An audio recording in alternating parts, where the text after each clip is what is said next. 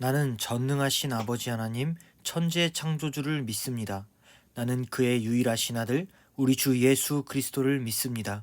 그는 성령으로 잉태되어 동정녀 마리아에게서 나시고 본디오 빌라도에게 고난을 받아 십자가에 못 박혀 죽으시고 장사된 지 사흘 만에 죽은 자 가운데서 다시 살아나셨으며 하늘에 오르시어 전능하신 아버지 하나님 우편에 앉아 계시다가 거기로부터 살아있는 자와 죽은 자를 심판하러 오십니다.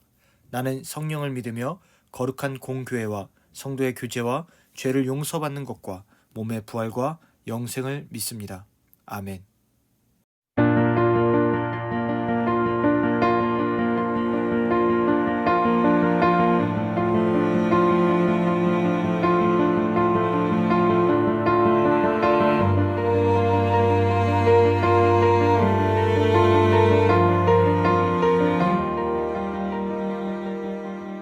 자, 우리 이제 말씀 볼게요. 여러분들 로또에 지금 당첨이 된다면 어떨까요? 여러분들은 지금 로또 1등이 당첨이 됐어요. 내일 여러분들은 그 로또 당첨금을 수령해야 됩니다. 마침 내일이 딱 여러분들이 로또 당첨금을 수령할 나이가 되었어요. 여러분들 뭐 할래요? 한번 생각해 봅시다. 즐거운 상상을 한번 해봅시다. 생각하기만 해도 미소가 지어져요. 전도사님은요, 막 차를 바꿀 것 같고요. 전도사님은요, 집을 좋은 데로 이사 갈 것 같고요. 전도사님은 또 이렇게 땅도 살 것 같아요. 그러면서 뭐 이렇게 노후를 대비하고, 우리 전도사님이 이제 아들이 있으니까 그 아들 이렇게 예쁜 옷도 사주고, 전도사님 또 이제 막 신학 공부하면서 여러 가지 이렇게 하고 싶은 공부가 많으니까 박사학위까지 따고, 어쩌면 유학도 나중에 사모님이랑 같이 예준이랑 가는 것도 생각할 수 있겠네요.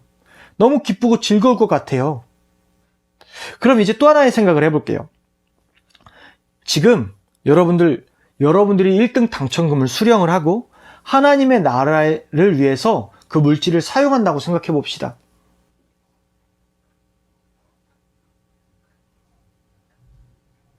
그 기쁨의 강도가 어떻나요? 그 기쁨의 강도가 로또 1등 당첨금을 받아서 내가 사용한다는 것과 비교했을 때 어때요? 상대적으로 적음을 느낄 거예요. 내가 로또 1등 당첨금이 아니라 하나님 나라의 일을 할 때, 아, 그래, 하나님 나라를 위해서 내가 이만큼 써야지 라고 생각하니까 아무래도 그 기쁨이 좀 줄어들 거예요. 왜 그럴까요? 오늘 본문에 있는 말씀을 보니까 천국은 마치 밭에 감추인 보화와 같으니 그 밭을 팔아서 그 보화를 갖는 사람의 이야기가 나옵니다. 이렇게 기뻐야 되는데 왜 우리는 기쁘지가 않죠? 상대적으로 세상을 누리는 것에 더 기뻐함을 얻을까요? 그거에 대한 답은 우리가 천국에 대한 가치에 대해서 인식이 부족해서예요. 청소년 시기는요, 많은 가치관과 자아가 확립되는 시기라고 합니다. 그래서 청소년에 대한 범죄 실태에 관한 논문들을 찾아보면요, 주로 벌어지는 결론들이 주변 환경에서 영향을 받는데요. 우울한 가정, 폭력적인 가정에 있는 학생들이 범죄 현장에 있거나 아니면 악한 범죄를 저지르는 친구들과 같이 있을 때 그 범죄율이 점점 높아진다는 것이 바로 상관관계로 나타났다고 합니다. 여기서 보여준다는 것은 무엇이냐면 죄는 학습된다는 거예요. 특별히 청소년 시기에는 여러분들이 눈에 보는 것, 경험하는 것, 만져보는 것, 느끼는 것들이 여러분들의 가치관을 형성하는 데 아주 큰 요인이 됩니다. 그렇기 때문에 여러분들은 이제 무엇을 보고 무엇을 따라갈까 하는 것이 굉장히 중요한데요. 우리가 세상의 시스템에 대해서 전도사님과 여러분들은 하나님 나라의 시스템으로 성경을 이렇게 쭉 봤었죠. 세상이 주는 관점들에서 계급 문화, 물질 문화 이런 것들을 여러분들은 많이 봤어요. 여러분들에게 가치관을 형성하는 데 아주 큰 요인도 되고 있다는 것도 알았죠. 그런데 이 계급 문화, 물질 문화 사실 좋은 거죠. 그런데 이 계급 문화를 쭉 잘 들어보면 원래는 사회 질서를 위해서 리더가 있고 부리더가 있고 그리고 사회 이론들이 있는 건데 권력을 위해서 사용하게 되니 피라미드 계급 구조가 되는 거잖아요. 소수의 권력자들을 위한 사회 시스템으로 되는 걸 여러분들은 봤을 거예요. 그래서 공부하는 거잖아요. 더 높은 단계로 올라가려고. 나는 더욱더 뭐 귀족이 될 거야, 나는 왕이 될 거야 하면서 더 높은 곳으로 남을 밟고 올라가는 것이에요. 전념하는 세상을 여러분들은 보게 됐고, 물질 문화, 돈 하는 시대에서 여러분들은 살게 됐죠. 돈은 원래 필요한 거죠. 원래 그냥 등가 교환으로 우리가 고구마를 감자로 바꾼다든지 그런 시대보다는 사실 물질이 훨씬 낫죠. 편하죠, 화폐가. 그런데 어떻게 됐죠? 돈이 더욱더 세상에서 우대되는 가치가 되어버린 것이 오늘날의 현실이죠. 그래서 돈을 지배한 자가 세상을 지배하는 것처럼 우리도 모르게 학습되는 것, 우리가 바라보는 것들이 바로 이러한 거예요. 죄의 시스템으로 말미암은 문화들, 여러분들은 그것을 계속해서 작용하고 있어요. 특별히 중학생들이라고 한다면은 아무래도 권력 문화가 전도사님은 맞다고 봐요. 전도사님 중학교 3학년 이전에 예수님을 믿지 않았을 때는 엘모 게임에 빠졌어요. 엘모 게임에 중독돼가지고 막 그 게임을 플레이하는데, 게임은 사실은 좀 바쁘고 각박한 세상에서 이렇게 잠시 쉬라고 만들어진 거잖아요. 그래서 그 의도 자체는 좋은데 전도사님 중독됐어요. 어떤 것에 중독됐냐면 블랙 유저들, 막 전도사님이 사람들을 선동해가지고, 이 전도사님 마법사 캐릭인데 그 1단계 때 배우는 이 마법이 굉장히 파괴력이 그래도 셌거든요. 막 단체로 20명 30명 몰려다니면서 사람들 죽이고 다니고 아이템 먹고 주워 먹고 여기에 빠져버린 거예요. 사람들 괴롭히는 게 뭐가 그렇게 재밌는지 그렇게 살았어요, 전도사님이. 그러면서 친구들한테 그 악하게 행동했던 것을 자랑하고 다니고 못된 거죠. 그리고 전도사님 주변에 있는 친구들은 초등학교 때만 하더라도, 국민학교 때만 하더라도 즐겁게 놀았던 친구들이 이 외모에 대해 더 꾸미기 시작하더라고요. 그래서 외모가 좀 떨어지는 아이들을, 외모가 떨어진다는 표현이 참 웃기긴 하지만 이렇게 좀 따돌리는 거예요. 어떠한 특정 부류의 사람들에게서는 외모가 절대적인 권력의 중심지가 되고, 어떤 친구들 사이에서는 권력이 중심지가 됐어요. 그래서 서로 폭력적이고 강력하고 더욱더 남을 핍박하고 무너뜨리고 잔인한 것들, 아무도 나를 건들지 마 라고 하는 이 문화들이 전도사님 시대 때는 작용이 된 거예요. 그러면서 그걸 자랑스럽게 여겼던 기억이 있어요. 그런데 지금 생각해보니까 너무 쪽팔려요. 중학교 3학년 이후로 예수님 만나니까 그것이 정말로 중요한 가치가 아니라는 것을 나중에 알게 됐죠. 정말로 중요한 가치는 하나님과 나와의 관계예요. 하나님은 나를 너무 사랑하니까 내 자존감을 확 세워주십니다. 나의 가치를 높여주세요.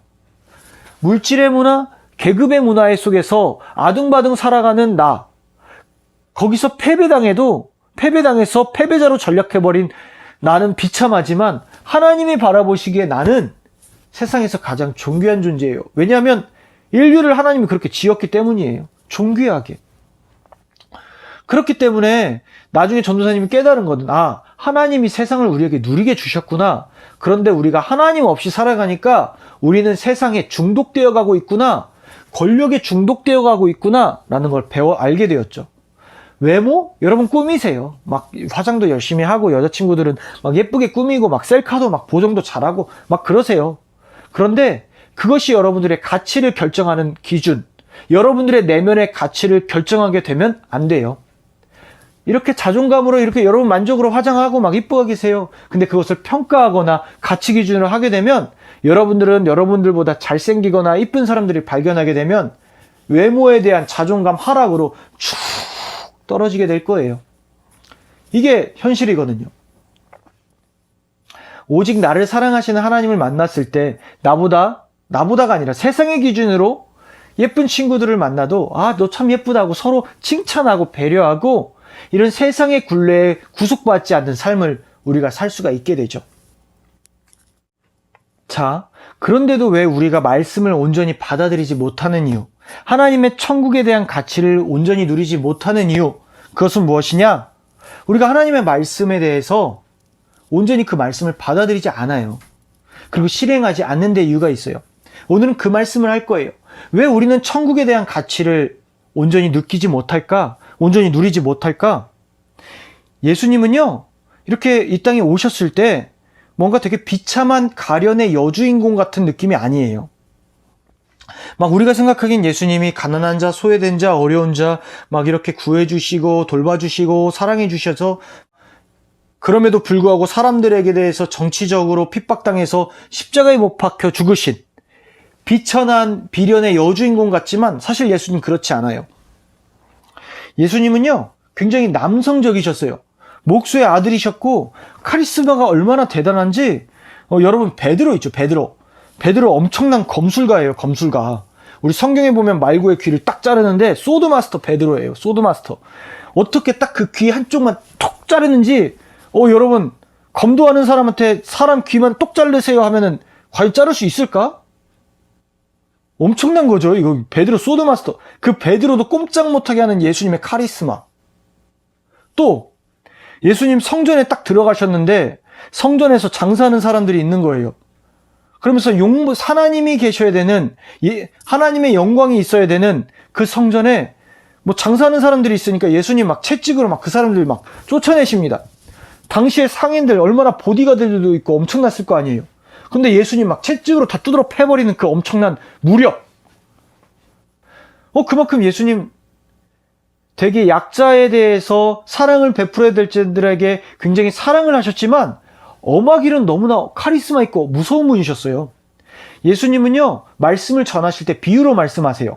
비유의 첫 번째 기능은 말씀을 이렇게 쉽게 풀어주는 거예요.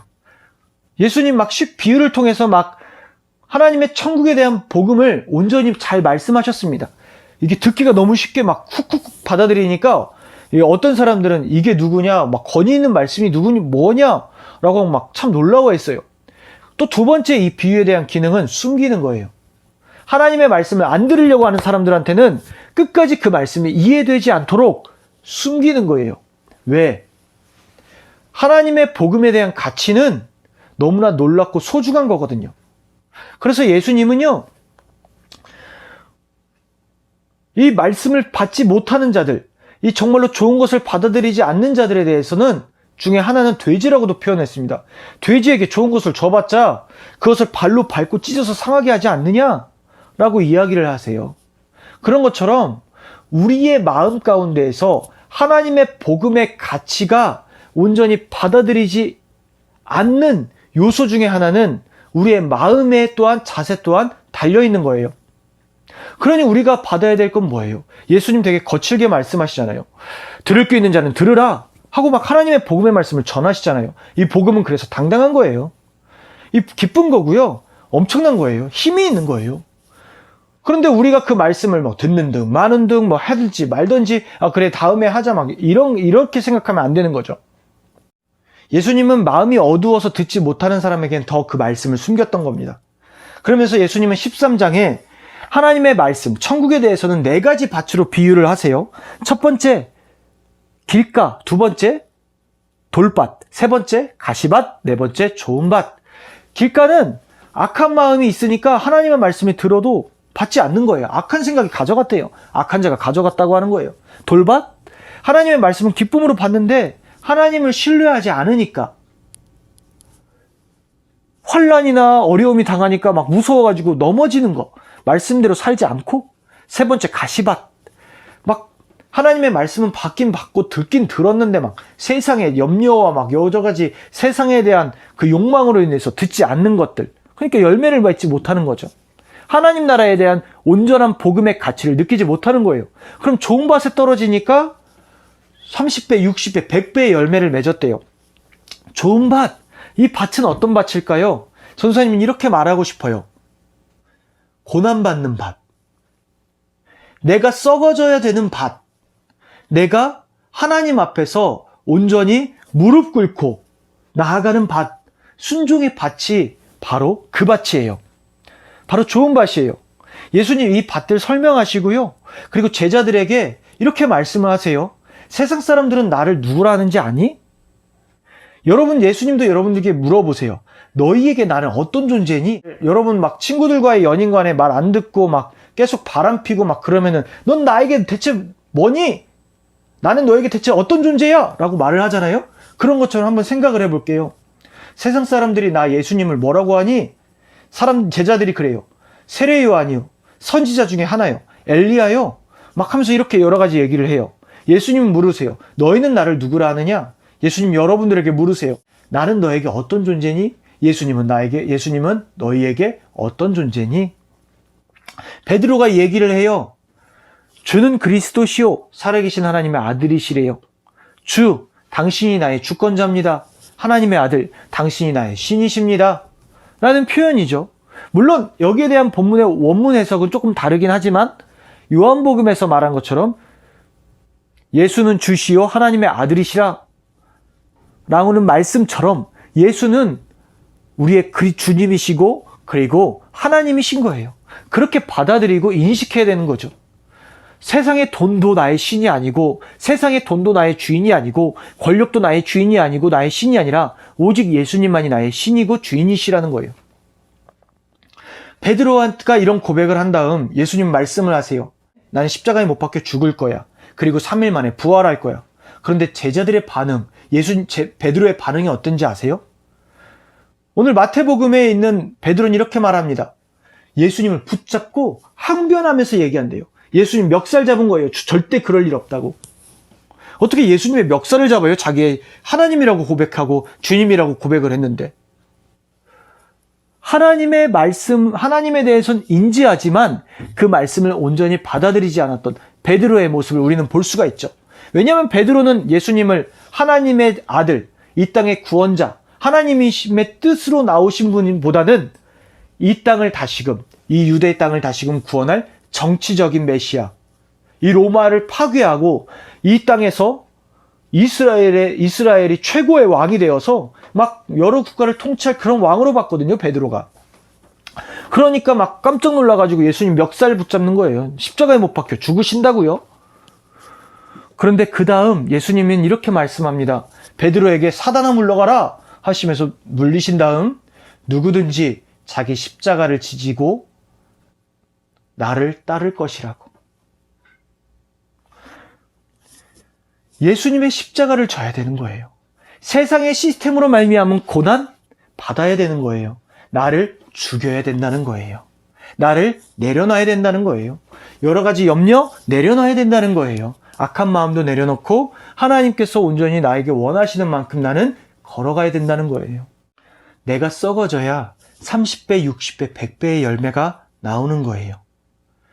오늘날 많은 교회들이 코로나 시대 때문에 교육부서, 즉 여러분들 온라인 예배 드리는 교회들 별로 없을 거예요. 어떤 작은 교회들은 포기한 교회도 있고 큰 교회 같은 경우는 이렇게 실황 예배로도 준비도 해요.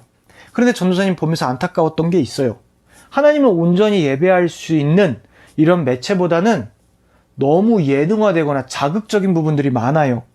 선생님 그거 보면서 속상한 게 학생들한테 하나님에 대해 인지적인 거는 가르쳐주지만 실제적인 실천과 결단에 대해서는 좀 부족했던 거예요. 여러분들 이렇게 예배드리는 여러분들도 참 대단하지만 우리 또 한번 마음을 바꿔봅시다. 우리 한번 말씀대로 생활해보지 않을래요? 우리가 하나님 나라의 가치에 대해서 잘 기억하지 못하는 것, 썩어보지 않으니까, 십자가를 지지 않으니까, 예수님의 뜻대로 고난받길 두려워하니까. 전도사님의 이번 한 해 목표가요, 2020년 목표가 온유의 지자였어요. 사실 전도사님 부끄럽지만 작년까지만 하더라도 좀 많이 거칠었어요. 차마 전도사라는 걸 몰랐던 사람들은 깜짝 놀랄 정도로 여러분들에게는 되게 당황스러웠을 거예요. 그런데 여러분들 전도사님 전화하면 뭐뭐 했니? 뭐뭐 하지 않을래? 이러잖아요. 그런 게 어딨어요. 전도사님 작년까지만 해도 야 죽을래? 막 이게 일상이었어요. 애들한테도. 물론 전도사님 이렇게 사랑으로 이렇게 하니까 걔네들이 잘 받아준 게 너무나 고맙지만 시험 든 친구들은 한 명도 없었거든요. 그런데 문제는 이제 그렇게 살아가니까 전도사님이 점점 거칠어지고 좀 고집이 많이 세지는 걸 느낀 거예요.